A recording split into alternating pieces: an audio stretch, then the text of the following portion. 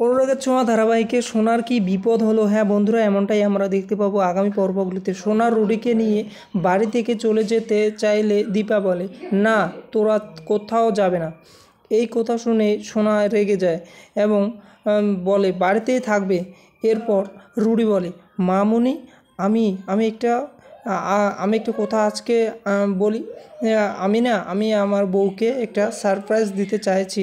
তখন দীপা বলে, তাহলে আমরাও যাব।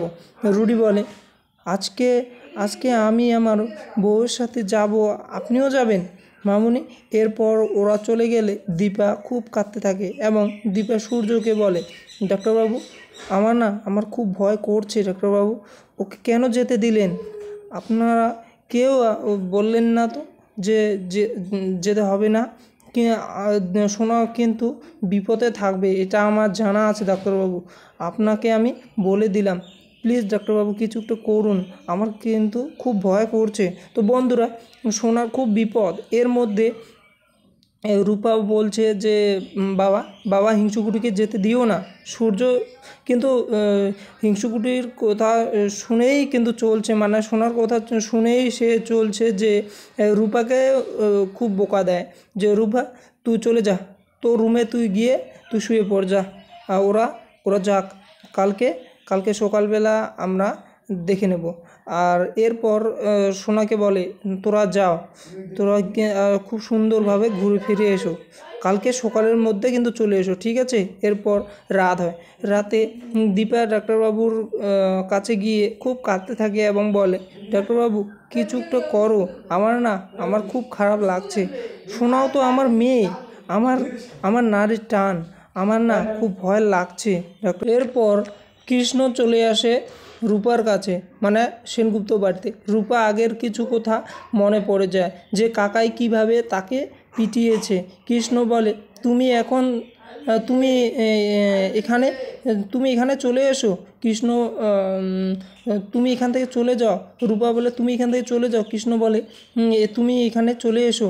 কৃষ্ণ এই আমি বাবা আর কাকাইকে কিন্তু ডাকবো।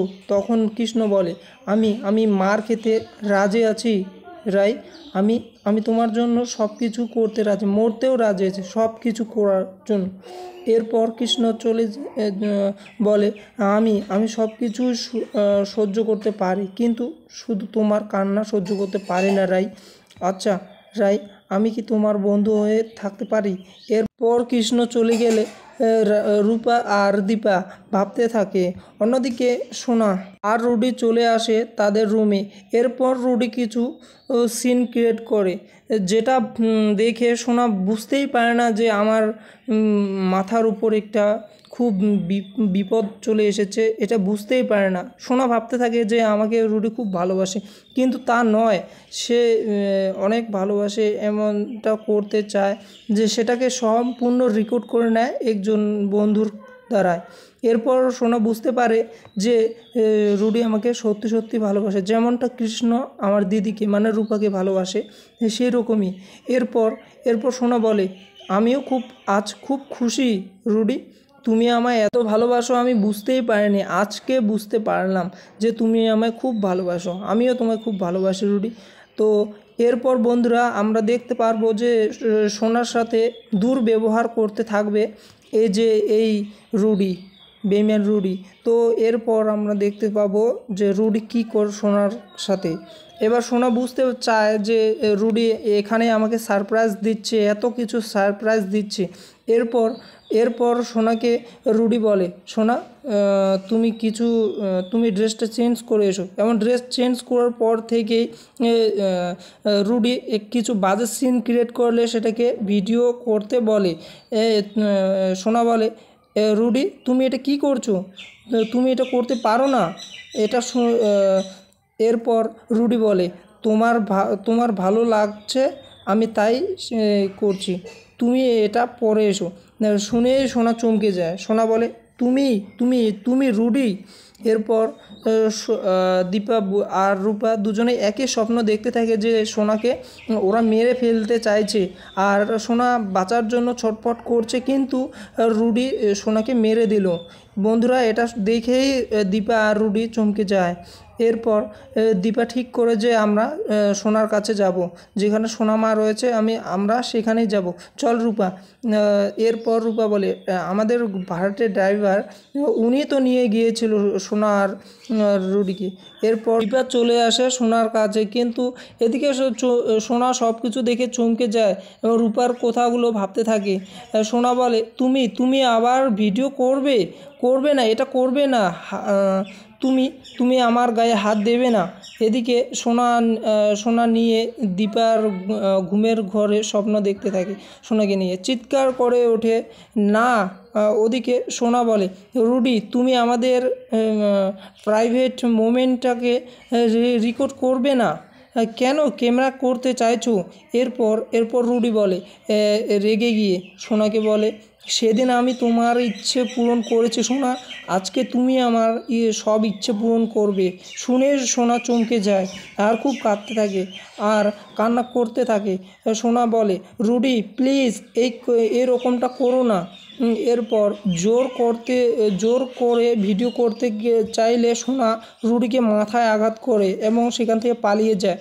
দীপার কাছে দৌড়াতে রাস্তা দিয়ে সেখানে দীপা তো পৌঁছে গেছে সেটা তো জানে না, দীপার কাছে পৌঁছে যায় এবং দীপাকে সব ঘটনা খুলে বলে। এরপর বলে রুডি আমাকে খারাপ কিছু করতে চাইছে, মা আমাকে বাঁচাও মা। সোনা বলে রূপাও তো খুব একটা ভয়ঙ্কর রূপ নিয়ে দাঁড়িয়ে থাকে। এদিকে রুডি সব কিছু দেখার পর রুডি ভাবতে থাকে এবার কি আমার সব প্ল্যান শেষ, সব ভেস্তে গেল, আমার দাদুর স্বপ্ন আমি পূরণ করতে পারবো না, আমি সেনগুপ্ত পরিবারকে শেষ করতে পারলাম না।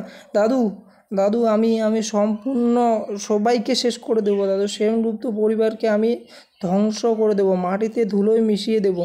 এর রুডি দীপাকে বলে আপনি আবার চলে এলেন? হ্যাঁ, সোনা আমার বউ, আমি ওকে নিয়ে যাব।